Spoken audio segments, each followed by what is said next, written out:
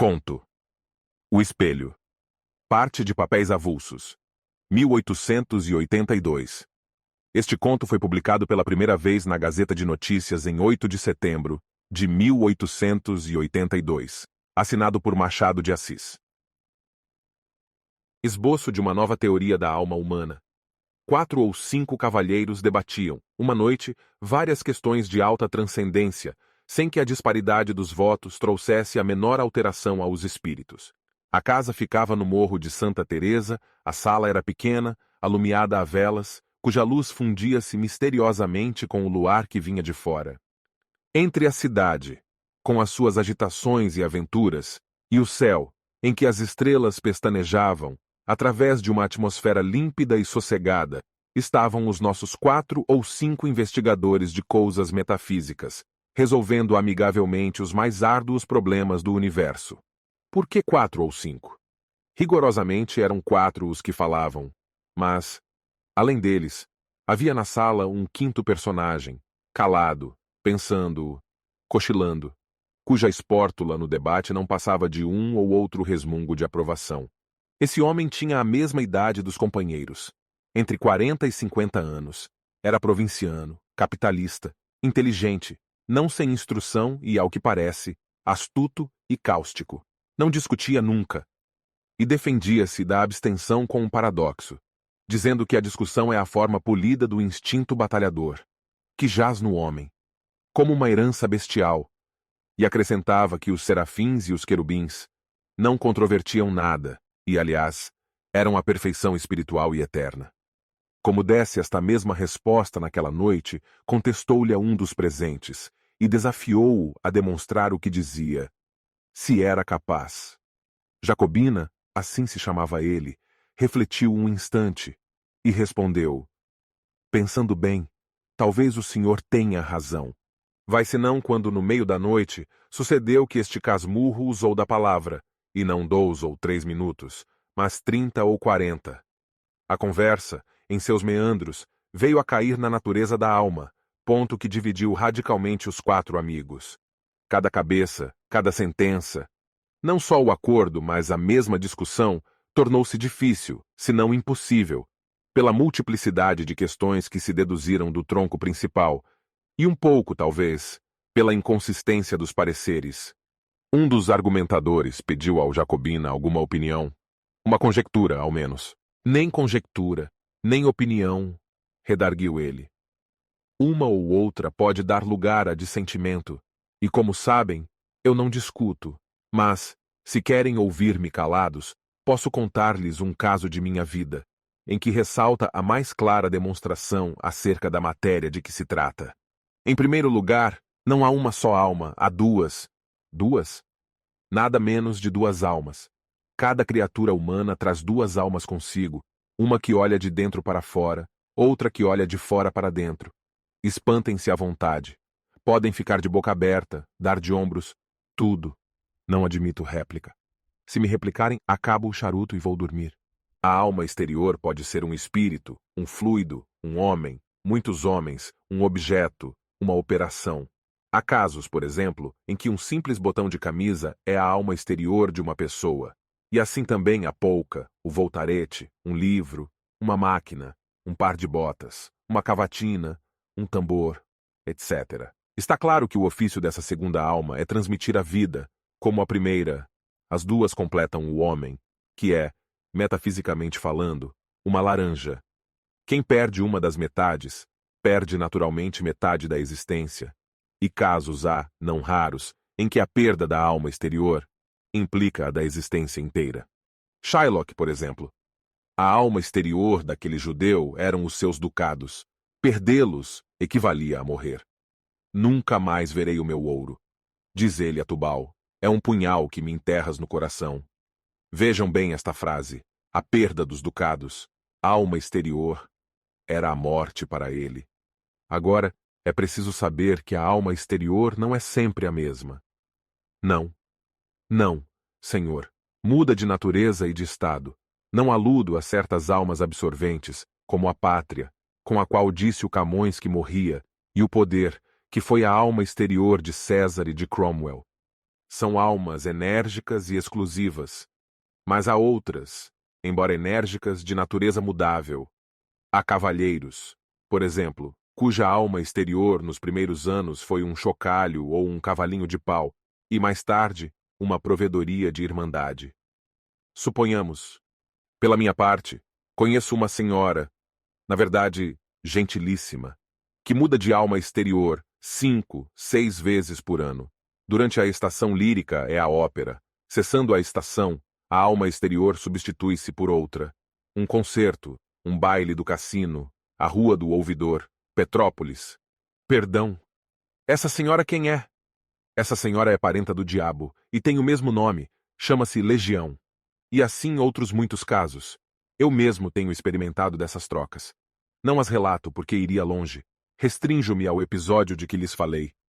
Um episódio dos meus 25 anos.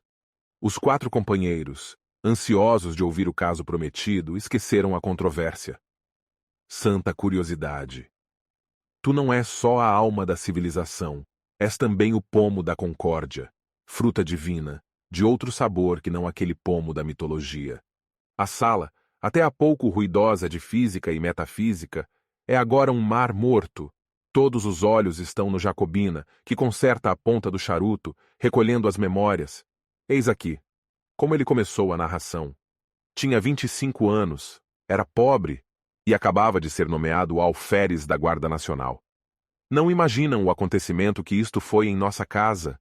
Minha mãe ficou tão orgulhosa, tão contente. Chamava-me o seu alferes. Primos e tios, foi tudo uma alegria sincera e pura. Na vila, note-se bem, houve alguns despeitados, choro e ranger de dentes, como na escritura. E o motivo não foi outro, senão que o posto tinha muitos candidatos e que estes perderam. Suponho também que uma parte do desgosto foi inteiramente gratuita, nasceu da simples distinção. Lembra-me de alguns rapazes que se davam comigo e passaram a olhar-me de revés durante algum tempo. Em compensação, tive muitas pessoas que ficaram satisfeitas com a nomeação, e a prova é que todo o fardamento me foi dado por amigos.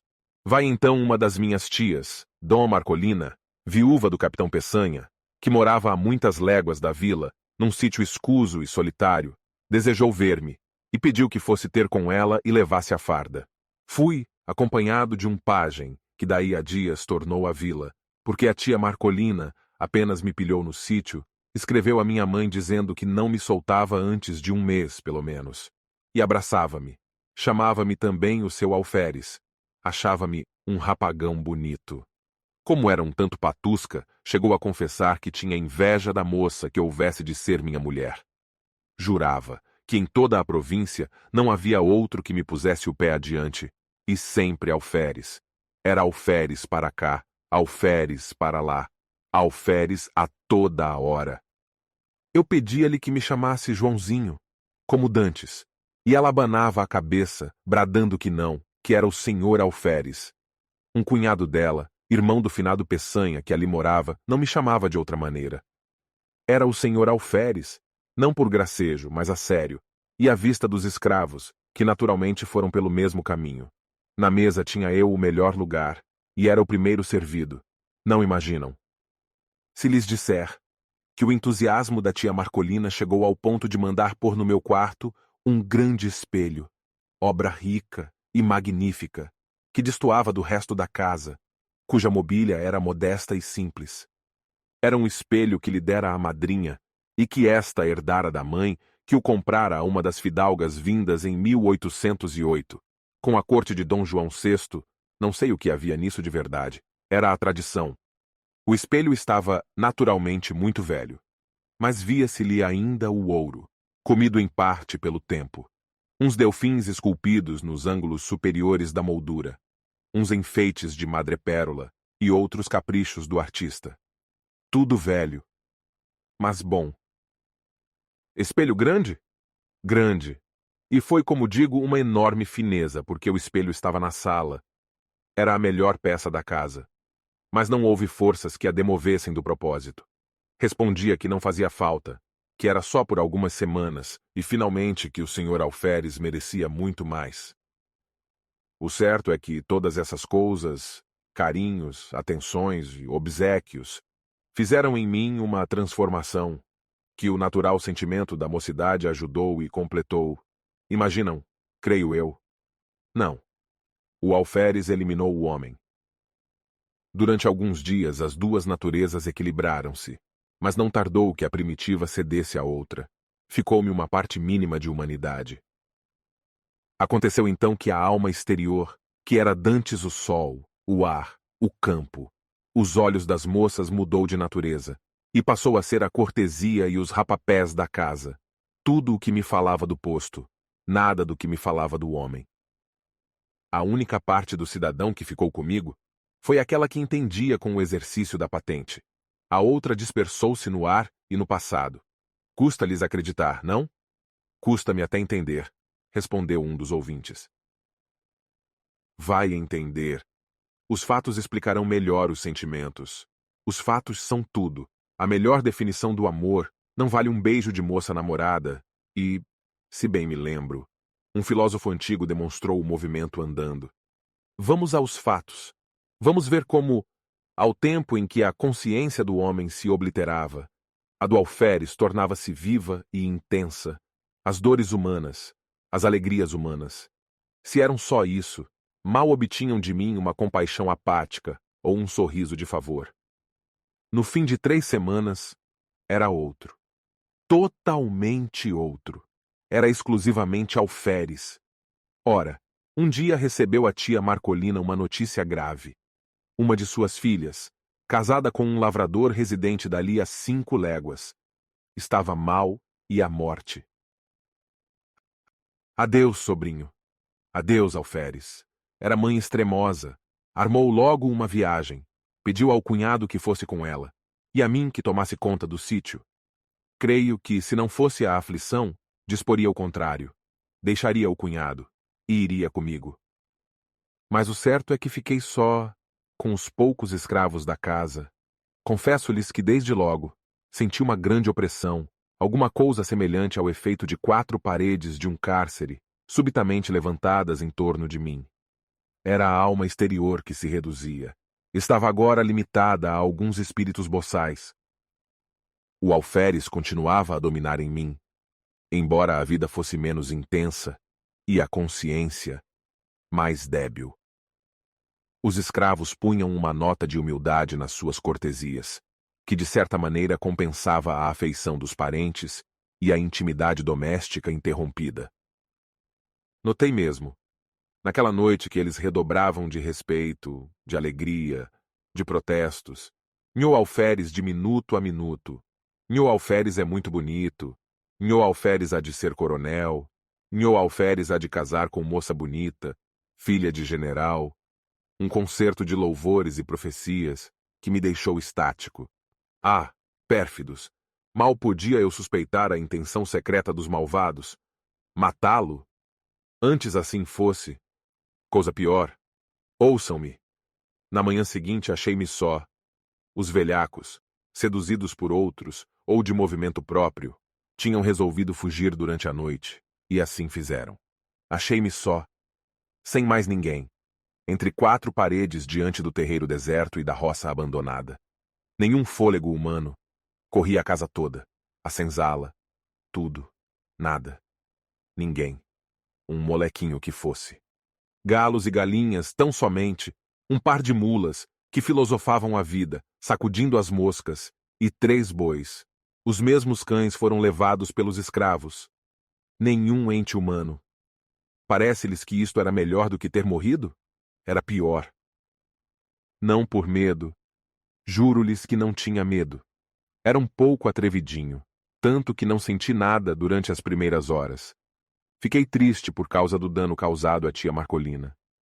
Fiquei também um pouco perplexo, não sabendo se devia ir e ter com ela, para lhe dar a triste notícia, ou ficar tomando conta da casa. Adotei o segundo alvitre, para não desamparar a casa, e porque, se a minha prima enferma estava mal, eu ia somente aumentar a dor da mãe, sem remédio nenhum. Finalmente, esperei que o irmão do tio Peçanha voltasse naquele dia ou no outro, visto que tinham saído havia já 36 horas. Mas A manhã passou sem vestígio dele. E à tarde comecei a sentir uma sensação como de pessoa que houvesse perdido toda a ação nervosa e não tivesse consciência da ação muscular. O irmão do tio Peçanha não voltou nesse dia, nem no outro, nem em toda aquela semana. Minha solidão tomou proporções enormes.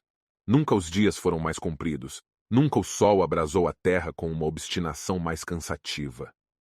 As horas batiam de século a século, no velho relógio da sala, cuja pêndula, tic-tac, feria minha alma interior, como um piparote contínuo da eternidade. Quando, muitos anos depois, li uma poesia americana, creio que de Longfellow, e topei com este famoso estribilho: Never, forever, forever, never. Confesso-lhes que tive um calafrio. Recordei-me daqueles dias medonhos. Era justamente assim que fazia o relógio da tia Marcolina. Never, forever, forever, never. Não eram golpes de pêndula. Era um diálogo do abismo, um cochicho do nada. E então de noite. Não que a noite fosse mais silenciosa. O silêncio era o mesmo que de dia, mas a noite era a sombra. Era a solidão ainda mais estreita ou mais larga. Tic-tac, tic-tac. Ninguém nas salas, na varanda, nos corredores, no terreiro. Ninguém em parte nenhuma. Riem-se. Sim, parece que tinha um pouco de medo. Oh, fora bom se eu pudesse ter medo. Viveria. Mas o característico daquela situação é que eu nem sequer podia ter medo. Isto é, o medo vulgarmente entendido. Tinha uma sensação inexplicável. Era como um defunto andando, um sonâmbulo, um boneco mecânico. Dormindo era outra coisa. O sono dava-me alívio, não pela razão comum de ser irmão da morte, mas por outra. Acho que posso explicar assim esse fenômeno. O sono, eliminando a necessidade de uma alma exterior, deixava atuar a alma interior. Nos sonhos, fardava-me orgulhosamente, no meio da família e dos amigos, que me elogiavam o garbo, que me chamavam alferes. Vinha um amigo de nossa casa e prometia-me o posto de tenente. Outro, o de capitão ou major. E tudo isso fazia-me viver. Mas quando acordava, dia claro, esvaía-se, com o sono, a consciência do meu ser novo e único, porque a alma interior perdia a ação exclusiva e ficava dependente da outra que teimava em não tornava. Eu saía fora, a um lado e outro, a ver se descobria algum sinal de regresso. Sœur Anne, ne vois-tu rien venir? Nada. Coisa nenhuma. Tal qual como na lenda francesa. Nada mais do que a poeira da estrada e o capinzal dos morros. Voltava para casa, nervoso, desesperado. Estirava-me no canapé da sala. Tic-tac, tic-tac. Levantava-me, passeava, tamborilava nos vidros das janelas, assobiava. Em certa ocasião lembrei-me de escrever alguma coisa, um artigo político, um romance, uma ode. Não escolhi nada definitivamente. Sentei-me e tracei no papel algumas palavras e frases soltas, para intercalar no estilo. Mas o estilo, como a tia Marcolina, deixava-se estar. Sœur Anne, coisa nenhuma. Quando muito via negrejar a tinta e alvejar o papel, mas não comia. Comia mal, frutas, farinha, conservas, algumas raízes tostadas ao fogo, mas suportaria tudo alegremente, se não fora a terrível situação moral em que me achava. Recitava versos, discursos, trechos latinos, liras de Gonzaga, oitavas de Camões, décimas, uma antologia em 30 volumes. Às vezes fazia ginástica, outras dava beliscões nas pernas, mas o efeito era só uma sensação física de dor ou de cansaço, e mais nada. Tudo silêncio, um silêncio vasto, enorme, infinito, apenas sublinhado pelo eterno tic-tac da pêndula. Tic-tac, tic-tac. Na verdade, era de enlouquecer. Vão ouvir coisa pior. Convém dizer-lhes que, desde que ficara só, não olhara uma só vez para o espelho.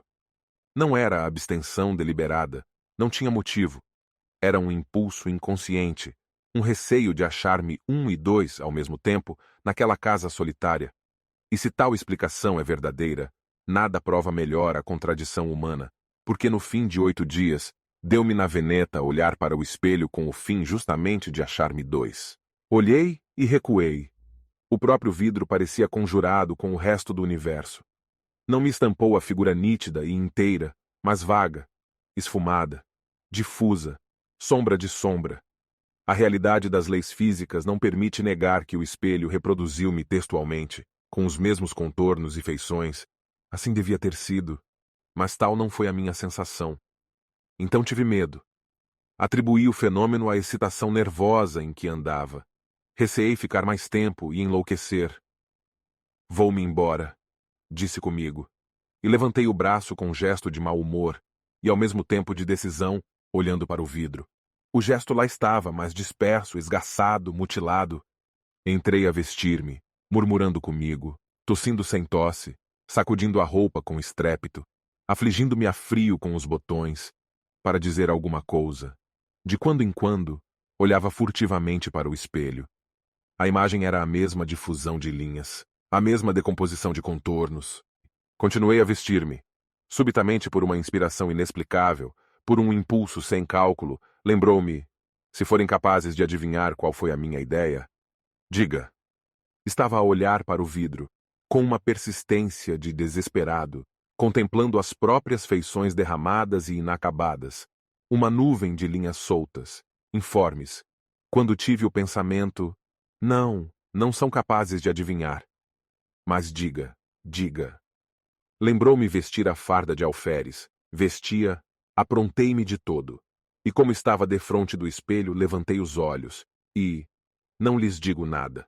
O vidro reproduziu então a figura integral, nenhuma linha de menos, nenhum contorno diverso. Era eu mesmo, o alferes que achava, enfim, a alma exterior. Essa alma ausente com a dona do sítio, dispersa e fugida com os escravos, ei-la recolhida no espelho. Imaginai um homem que, pouco a pouco, emerge de um letargo, abre os olhos sem ver, depois começa a ver, distingue as pessoas dos objetos, mas não conhece individualmente uns nem outros. Enfim, sabe que este é fulano, aquele é cicrano, aqui está uma cadeira, ali, um sofá. Tudo volta ao que era antes do sono. Assim foi comigo.